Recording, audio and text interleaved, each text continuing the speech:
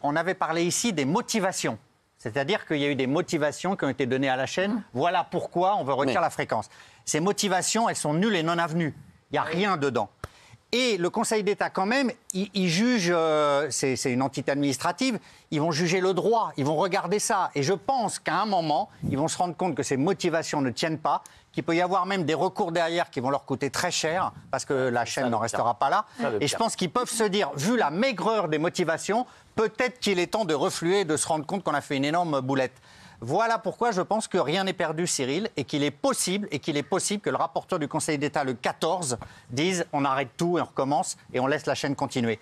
Donc j'ai une lueur d'optimisme là-dessus. Peut-être que je suis délirant, hein, mais je pense que si on prend le dossier à plat, il ne tient pas la route du tout. Ah ben non, moi, j'aimerais que ce soit vrai. Et moi, je pense exactement comme vous sur le plan de l'analyse. Je l'ai même écrit. Hein. Je n'ai pas pris un porte-voix, mais je l'ai écrit. Mais en revanche, c'est tellement politique que j'ai un doute là-dessus. Parce que, effectivement, si c'est exclusivement politique, se dédire, c'est compliqué. Daniel m'a dit que ça s'est déjà produit, par contre. Ça s'est produit il y a 10 ans. Moi, j'ai espoir parce qu'il y a 10 ans, numéro 23 avait été... 100 ans Non. 2016. 2016. Oui. Numéro 23 avait été supprimé par l'ARCOM, par le CSA à l'époque. Oui. Et le Conseil d'État a retoqué la décision de l'ARCOM, a sauvé... C'était différent, c'est parce qu'il avait eu gratuitement un truc, il a revendu. Oui, mais ils reprochaient... Les vents, là, vous ne pouvez pas vous appeler tout ça. Non, mais important, ils reprochaient à la chaîne un manque de diversité et même les programmes sur les tatouages. Non, mais c'est bon, prenez l'autocar, là, et les deux, là, c'est bon, merci. Non, mais ça laisse de l'espoir. Oui, on comprend rien, merci. Moi, quand j'ai lu ce papier, cette tribune, ce matin, ça m'a vraiment fait tellement plaisir. Je me suis dit, en fait, ça y est, on va avoir un twist miraculeux. C'est possible.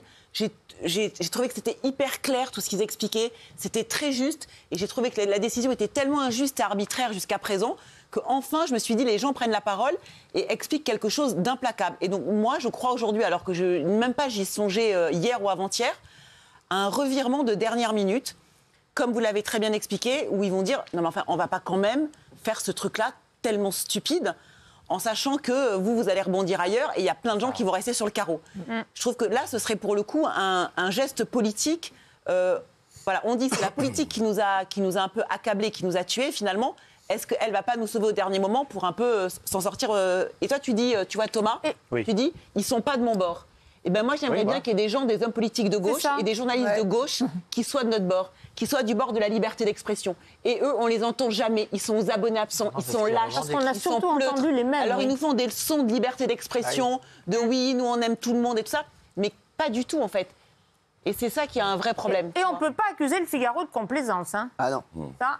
Non, mais c'est vrai qu'il y a... oui, Jean-Michel. Ouais, moi, ce qui me rend le plus dingue au final, c'est que 9 Français qui n'ont pas été élus par le peuple, qui sont nommés par le président, par l'Assemblée nationale, par le Sénat, décident à la place de 60 millions de Français, alors que les Français, ils ont mieux que l'ARCOM pour décider, ils ont la télécommande.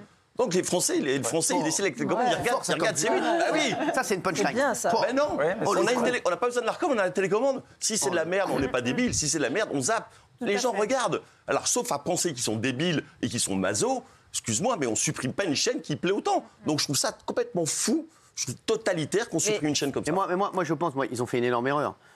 Ils auraient dû, à la limite, me sanctionner si je les dérangé. Voilà, ils auraient pu me sanctionner encore. Non, mais demander le remboursement des amendes. Il l'avait déjà fait, en fait. C'était une double peine. Voilà, ah oui, et c'est ça qui est dingue. Mais pourquoi pénaliser une chaîne et pénaliser les gens qui travaillent dans la chaîne, qui font des émissions mais parfois, moi, j'étais tellement schizo et tellement en dédoublement que je me disais, mais en fait, ce serait bien fait pour leur gueule que Cyril rebondisse ailleurs. Ce serait un énorme, finalement, bras d'honneur, pardon. Parce que nous, enfin, les salariés de ça vont se retrouver tous dans la merde. Ça veut dire qu'ils n'en ont rien à foutre des plus précaires et des plus modestes. Et celui qui voulait vraiment pénaliser, bah lui, finalement, il vit sa meilleure vie. Donc ça, c'était injuste. T'as pas besoin de le mettre au conditionnel, hein, c'est ce qui se passera s'il ne change pas d'avis. Ouais, et juste, je voulais vous demander, imaginons, il change d'avis. Imaginons que le 14, il y a une invalidation de cette décision. Ah bah alors là, concrètement... Tout reste comme avant. Alors ça veut dire que C8 reste sur C8 TPMP normal. Circuler, il n'y a rien à voir.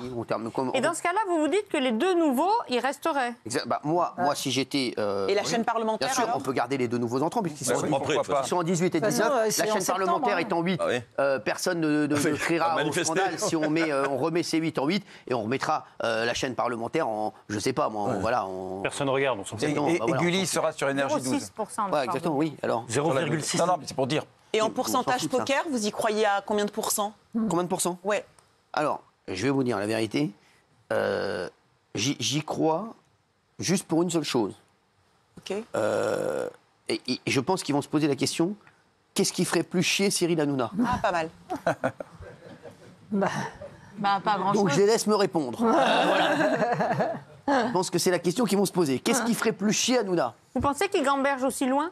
Ah bah oui. Ah oui. Ça doit gamberger, Oui, là. oui. Je pense qu'ils vont se dire, et ils peuvent peut-être se dire, est-ce que ça ferait pas limite plus chier Hanouna de garder ses 8 Tu vois pas? Moi, je vais vous dire, voilà, non. Je leur dis non tout de suite, parce que au moins ça nous permettra de continuer à travailler ici et de toujours d'être premier Talk de France.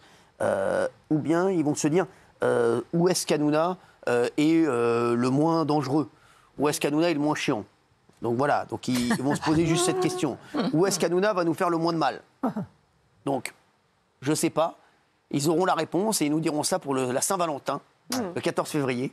Je ne manquerai pas de leur envoyer des fleurs. Voilà.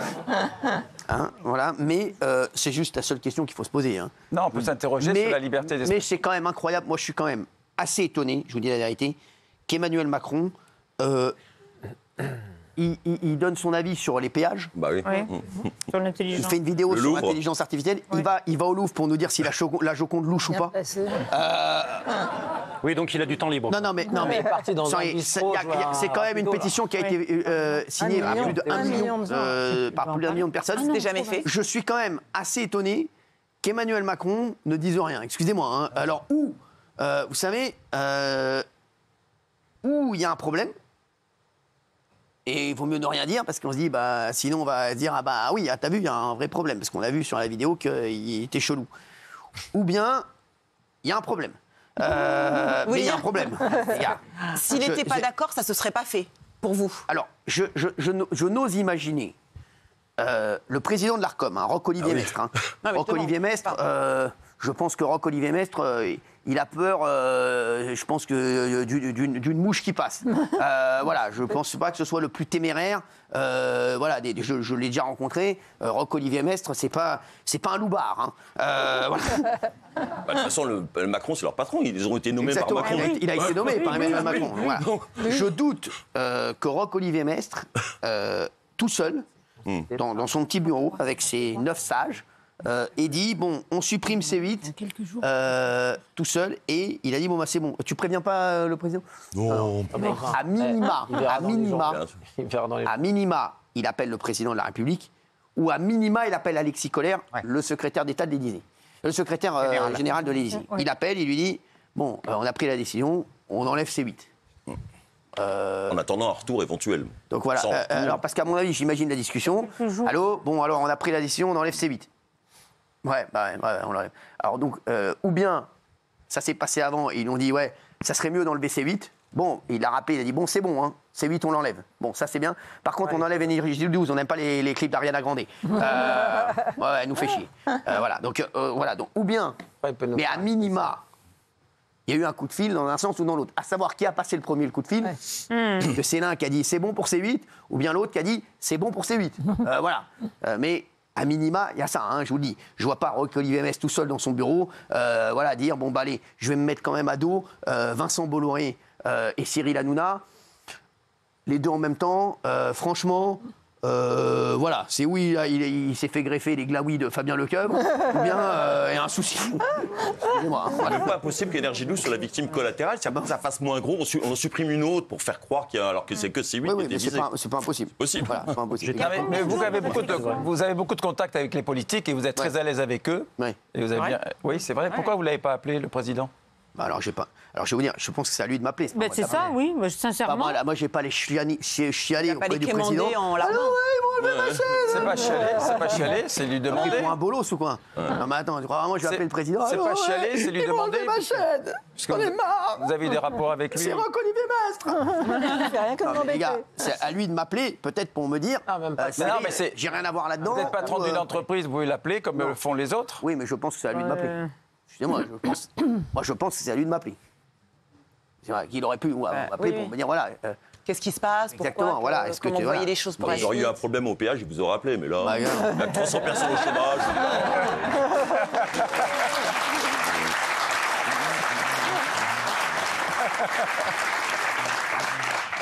Et est-ce que vous pensez que le président a appelé M. Bolloré pour cette décision? Non, je crois pas. Je crois pas. Je vous dis, je pense pas. Non, personne n'a appelé personne. Non. C'est pas ça. Apparemment, on est tous... je veux dire, personne n'a appelé personne. Silence